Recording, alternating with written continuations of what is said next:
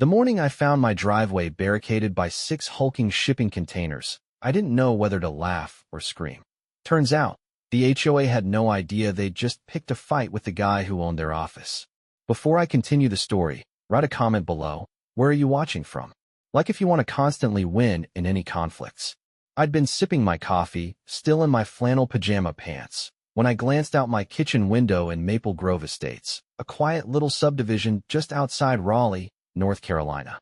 There they were, 6 rusty, forest green metal boxes stacked too high, completely sealing off my garage. My Toyota RAV4. Trapped inside. My 9 a.m. meeting with a client? About 45 minutes away, and I wasn't walking there in slippers. Hey, what's going on out there? I muttered, stumbling onto my front porch. The containers loomed like a bad joke, their edges scraping the branches of my oak tree. Across the street, Karen, yes, that Karen, the HOA's self-appointed queen, stood in her pristine khakis and a crisp polo, her silver whistle necklace glinting in the sun. She was watering her azaleas with a smirk that could have curdled milk. "Morning, Mike," she chirped, way too chipper for 7:32 a.m., quite the upgrade to the neighborhood aesthetic, huh? I rubbed my eyes, hoping this was some caffeine-deprived hallucination. "Karen, did the HOA do this? I can't even get my car out." She set her watering can down with theatrical slowness, like she'd rehearsed this moment. "Oh, Mike, we voted on it last Tuesday. The Maple Grove HOA is storing these for a community project. You got the notice, check your mailbox." I didn't get anything. I snapped, pulling out my phone to scroll through emails. Nothing but spam from Home Depot and a reminder about my dentist appointment. "And you can't just block my driveway." "Actually, we can," she said, folding her arms. "Your driveway juts 3.7 feet onto HOA common space. It's in the bylaws, section 9.2. We measured it with Tom and Lisa last week." Tom and Lisa, her loyal minions on the board, probably spent their weekends counting blades of grass for fun. "This is my property," I said, my voice climbing an octave. "I've lived here for 6 years, Karen. 6 years of your nonsense. My too bright porch light, my unapproved birdhouse, and now this." She shrugged, picking up her watering can again. "It's temporary. 3 months, tops. File a complaint at the meeting tonight if you're so upset. 7 p.m., community center." Then she turned back to her flowers, dismissing me like I was a pesky fly. I stood there, barefoot and fuming, staring at the metal wall that had turned my morning into a logistical nightmare. My boss wasn't thrilled when I called to say I'd be zooming in. Car trouble. I lied, because explaining this insanity felt too embarrassing. I tried every towing company in Raleigh. "Sorry, man," one guy said. "HOA's got us on a no-touch list. They'll fine us $600 per container." Perfect. By noon, I was pacing my living room, plotting revenge fantasies I'd never act on, when my doorbell rang. It was Mrs. Eleanor Jones, the 78-year-old widow from 2 houses down, holding a plate of her famous pecan bars.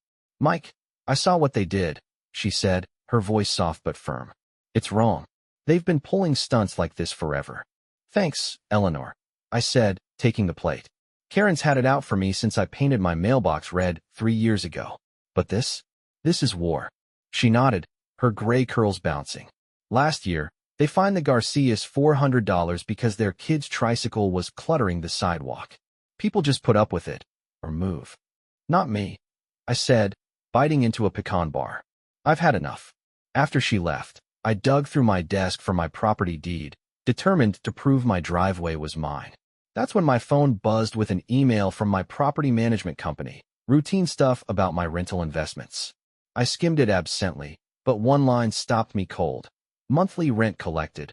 Maple Grove Homeowners Association, $1,800. Wait, what? I owned a strip mall off Highway 54 through my LLC, Blue Ridge Holdings. I'd bought it 7 years ago, a passive income gig I barely thought about. And there it was, plain as day. The HOA leased their office from me. I laughed so hard I nearly choked on my coffee. Karen and her cronies had no clue their quiet little nemesis was their landlord. Their lease renewal? Due in 22 days. Tonight's 7 p.m. meeting just got a whole lot more interesting. So what do you think, folks? Ever dealt with an HOA gone rogue? Drop a comment below. I'm dying to hear your stories. And stick around. because this is just the beginning of how I turned the tables on Karen and her crew. The sun was dipping below the pines as I walked to the Maple Grove Community Center, my leather portfolio tucked under my arm. With my car still hostage behind those containers, I had no choice but to hoof it, 6 blocks in the humid North Carolina evening. Neighbors waved from their porches, some with sympathetic nods, others pretending not to see me. Word travels fast in a place like this, and by 6:50 p.m., I could feel the buzz building. Inside, the room was packed, folding chairs crammed with folks I'd barely spoken to in years. Karen sat at the front table, her clipboard fortress in place, flanked by Tom and Lisa. Tom's buzz cut gleamed under the fluorescent lights, and Lisa's fake smile could have sold toothpaste. They shuffled papers like they were running a small empire, not a suburban HOA. Order, Karen barked, tapping her pen like a gavel. This emergency meeting is to finalize our community enrichment project. Thanks to our deal with Apex Shipping, we've got $3,000 a month coming in to fund new playground equipment and security cameras. A slideshow flickered on, smiling stock photo kids on swings, nothing about the rusty containers currently starring in my personal nightmare. Eleanor raised her hand from the back. Karen, what about Mike's driveway? Those containers are blocking him in. Karen didn't flinch. Mike's driveway extends 3.7 feet on a common property. It's in the bylaws. Temporary storage for community benefit trumps individual complaints. That's not true, I said, standing up. All eyes swung to me. I checked my deed this afternoon. My property line's clean. Those containers are on my land. I've got the survey right here. I held up the papers, my heart pounding a little faster than I'd admit. Tom snorted. Convenient timing, Mike. Our measurements say otherwise. Your measurements are wrong, I shot back. And nothing in the bylaws lets you block my access. Where's the vote saying my driveway's the storage spot? The room got quiet. A guy named Brian, who'd just moved in last month, piped up. Yeah, I don't remember voting on that. Did anyone? It was an executive decision, Lisa said, her voice sharp. Leadership means tough calls. Tough calls. I stepped forward, feeling the adrenaline kick in. You signed a deal to make cash and dumped it on me without asking. How's that leadership? Karen's eyes narrowed. The community's needs outweigh one person's inconvenience. Maybe you should bike to work for a bit. A few people chuckled nervously, but others shifted uncomfortably. 6 years of Karen's reign, finding people for non-compliant flower pots or excessive Halloween decorations, had left its mark. I could see it in their faces. They were tired too. Let me ask you something, I said, pacing to the front. Do y'all know who owns the HOA office over on Highway 54? Blank stares. Karen frowned, sensing a trap. It's Blue Ridge Holdings LLC. Ring any bells? Why's that matter? Tom grunted. I grinned, setting my portfolio on their table. Because I'm Mike Harper, CEO of Blue Ridge Holdings. I've been your landlord for 7 years. I slid my business card across to Karen. And your lease is up in 22 days. The room exploded. Gasps, whispers, a cough from Eleanor that sounded suspiciously like a laugh. Karen snatched the card, her fingers trembling as she read it. This is irrelevant, she stammered. Is it? I said. You've been harassing me for years, and now you've blocked my driveway, without permits, I'm guessing, while renting from me. Funny how that works. Lisa's face went pink. You can't use that against us. I'm not, I said calmly, just pointing out the irony. Oh. And I've got some lease renewal ideas, starting with moving those containers tomorrow. Karen stood, her clipboard clattering to the floor. This meeting's adjourned, she snapped, but the damage was done. People were already whispering, passing my card around like it was a winning lottery ticket. As folks filed out, Eleanor caught my arm. You shook him up, Mike. Watch your back, they don't like losing. I know, I said, glancing at Karen, who was huddled with Tom and Lisa, shooting me death glares. My phone buzzed. My lawyer, Sarah, texting. Call me. Found something big. Outside, the air felt electric. Sarah picked up on the first ring. Mike, those containers? No permits. They're blocking a fire lane too. Fire marshals coming at 8 a.m. tomorrow. I laughed. The kind that bubbles up from your gut. Perfect. Let's see Karen talk her way out of that. Meanwhile, across town, a news van idled near the station. My neighbor Jake, quiet guy, big TikTok following, had snapped pics of my driveway that afternoon. HOA nightmare, he'd captioned it. By midnight, hashtag Maple Grove mess was trending. I didn't know it yet, but the next morning was about to get wild. I woke up to the growl of engines and the chatter of voices outside my window. It was 7:45 a.m., and Maple Grove Estates looked like a movie set gone wrong. 3 news vans lined my street, their satellite dishes poking into the sky, while a drone hummed overhead, filming the 6 shipping containers that still held my driveway hostage. Reporters in blazers swarmed my lawn, microphones ready. I peeked through the blinds, still in my boxers, thinking, what the heck is happening? The doorbell rang like a machine gun. I threw on a hoodie and opened it to a woman with a Channel 5 logo on her mic. Mike Harper? I'm Jessica Lane. How does it feel to be trapped by your own HOA? Before I could answer, she barreled on. Sources say Maple Grove's HOA blocked your driveway with no warning. Is that true? Yeah, I said, blinking into the camera. 6 containers, no notice. Been stuck since yesterday. Within 20 minutes, I'd done 3 porch interviews, barefoot and clutching a mug of half-cold coffee.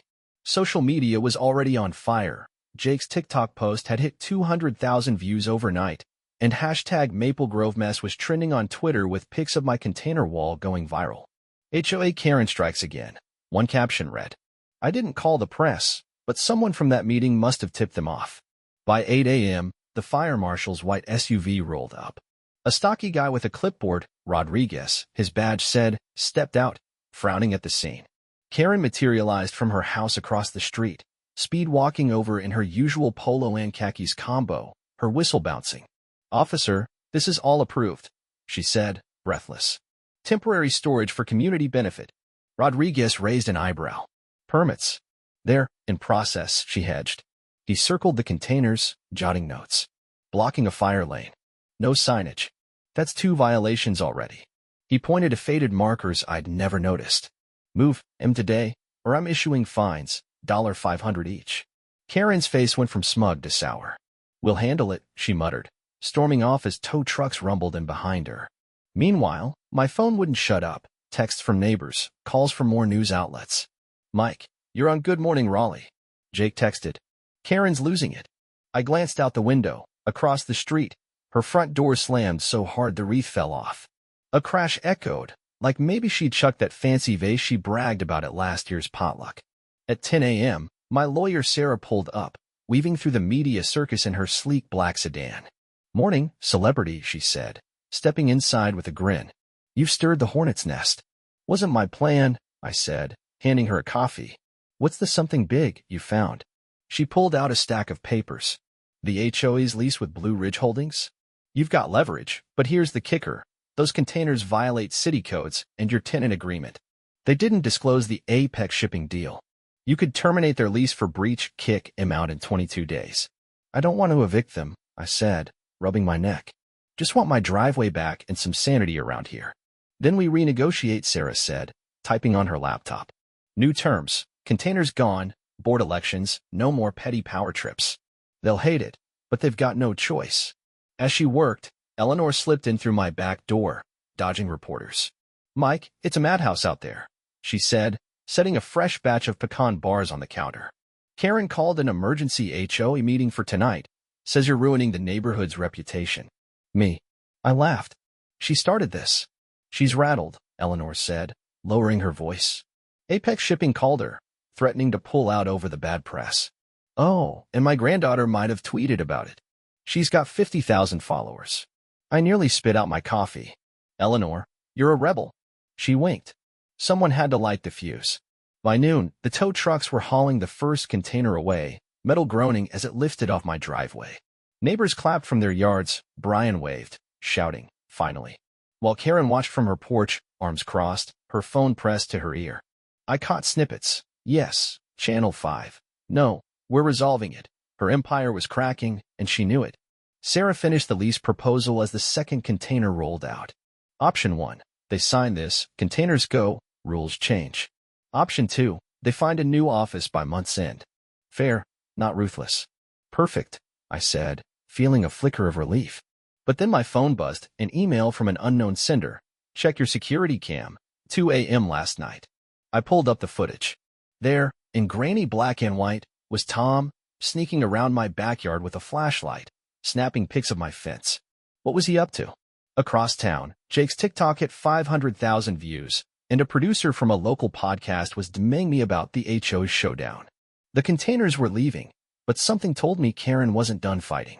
By 6 p.m., the last of the 6 containers was gone, towed away under the watchful eyes of neighbors and a lingering Channel 5 camera crew. My driveway looked naked without them, gravel scuffed, oak branches drooping, but I could finally see my garage door again. I stood there, hands on my hips, breathing easier for the first time in days. But the quiet didn't last. My phone buzzed with a text from Sarah, emergency HOA meeting, 7 p.m. Be ready, they're scrambling. I dressed sharp, navy button-up, no tie, just enough to say I meant business, and grabbed my portfolio with the lease proposal. Walking to the community center, I noticed Tom lurking near my mailbox, snapping pics again. Hey, Tom. I called. He flinched, pocketing his phone and bolting toward the meeting hall. Whatever he was plotting, I'd deal with it soon enough. The room was overflowing, standing room only, with folks from nearby subdivisions craning to see the Maple Grove meltdown. Karen stood at the front, her whistle necklace replaced by a strained smile. Tom and Lisa flanked her, clutching doctored photos of my property line. Order, Karen shouted, her voice tight. We're here to address the storage issue and the unfortunate media attention Mike Harper orchestrated. I didn't call anyone, I said, stepping forward. But those containers were real and illegal. Fire marshal agreed. Tom thrust a photo into the air. Your fence is 2.1 feet over the line. Satellite images prove it. You're the rule breaker here. Murmurs rippled through the crowd. Karen seized the moment. This is about Mike's vendetta. He's threatening our office lease over a personal grudge. Before I could respond, a voice cut through from the doorway. Actually, I've got something to say about that. It was Greg Parker, the county surveyor, holding a rolled-up map. Greg and I went way back. Poker nights at his place every month, but nobody here knew that. I checked Mike's property this morning, he said, unrolling the map on a table. His driveway's 100% his. The HOA's containers were over his line by 4 feet. Karen's jaw tightened. This is your friend covering for you. Greg's the county surveyor, I said coolly. You questioning his license? The room tensed as Greg pointed to the map's clear boundaries. Tom's face went beet red. There's more, I said, holding up Sarah's lease proposal. Your agreement with Apex Shipping? No permits, no disclosure to your landlord, me. That's a breach. I'm offering new terms. Containers stay gone, board elections, transparent rules. Or you find a new office in 22 days. This is blackmail. Lisa hissed. It's negotiation, Sarah countered, stepping beside me with extra copies. Mike's being generous. You've got no legal leg to stand on. Eleanor stood up, her voice steady. Let's see those terms. This affects us all. Sarah handed out copies, and the room buzzed as people read. No more fines for unapproved birdhouses, annual elections, community votes on rules. Whispers turned to chatter. Folks were waking up. Karen banged her pen on the table. Outrageous. He can't dictate our HOA just because he owns the building. You're free to move, I said. But how's that $3,000 monthly Apex deal looking now? Right on cue, a burly guy in an Apex shipping jacket stormed in. Karen Wheeler? We're done. This PR mess voids our contract. Containers are scrapped. Karen's face crumpled. You can't. Too late, he said, and walked out. The room erupted, neighbors shouting questions, some cheering. Brian yelled, Where's our dues money going, anyway? Karen froze. Their financials were a black hole nobody dared question. Across town, Jake's TikTok hit 1 million views, and a local radio host was live tweeting the meeting. Back here, Sarah nudged me. They're cornered. Watch for a Hail Mary. Sure enough, Tom whispered to Karen, who forced a smile. Fine, Mike, let's talk privately. She gestured to a side room. Nope, I said. We're doing this out here. Transparency's overdue. Karen's eyes flashed, but she sat back down. Then her phone buzzed. She glanced at it, paled, and whispered to Lisa. City citations, $3,000 and fines for the containers, had just landed. As the meeting spiraled into chaos, neighbors demanding audits, Karen deflecting, my phone pinged. Another unknown sender. Look outside. Through the window, I saw a shadowy figure near my house, fiddling with my security camera. Same build as Tom. What was he hiding? The containers were gone, but this fight was far from over.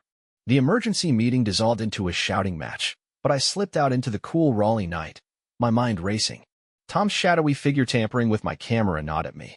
I jogged home, The Maple Grove streets quiet except for the hum of crickets, and pulled up my security footage.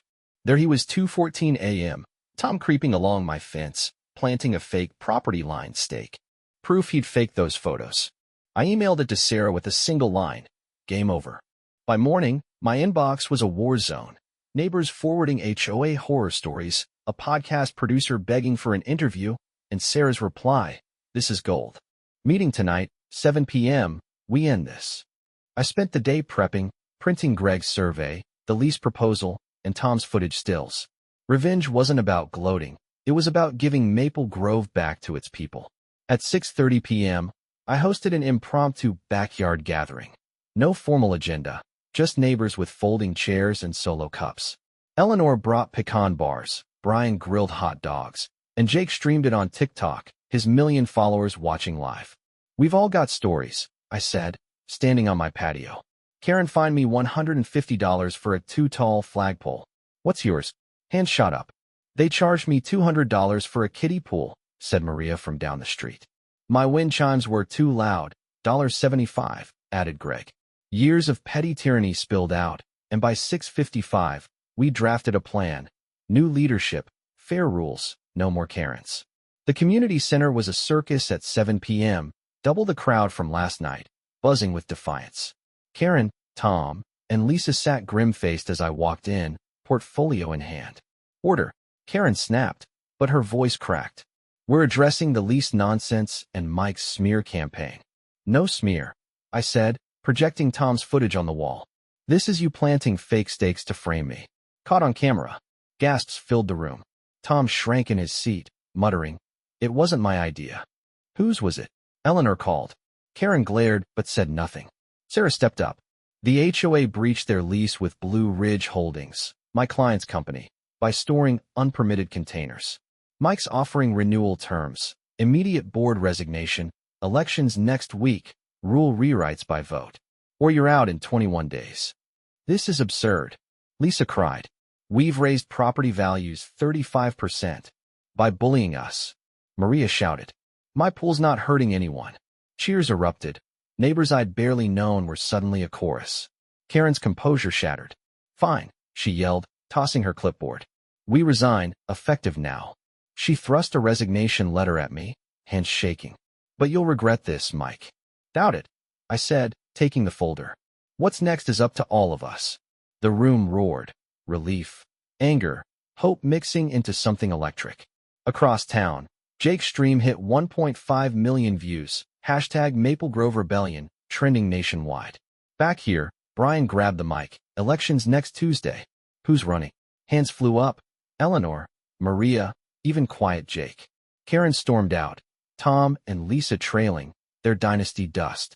Later, as the crowd thinned, Eleanor pulled me aside. "You did it, Mike. They're gone." "We did it," I corrected, grinning. "And the lease?" "I'm selling the office building to the new HOA. Fair price, community-owned. No more landlord games." She laughed. "You're full of surprises." That night, my phone buzzed. Karen, texting. I didn't mean for it to go this far. Power got to me. I stared at it, wondering if she meant it. Maybe she'd change. Maybe not. Didn't matter. Maple Grove was free. Weeks later, our summer block party spilled across lawns. No fines, just kids chasing fireflies and Maria's pool splashing away. Eleanor's porch glowed pink, her choice, and my flagpole stood proud. Karen showed up, oddly quiet, with a tray of cookies. "Truce?" she asked, offering one. I took it, sweet, a little crumbly. "Truce," I said. She nodded and faded into the crowd, a ghost of her old self. So, folks, that's how I took down an HOA with a driveway blockade and a business card. Ever faced a Karen like that? Drop your story in the comments. I'm reading every one.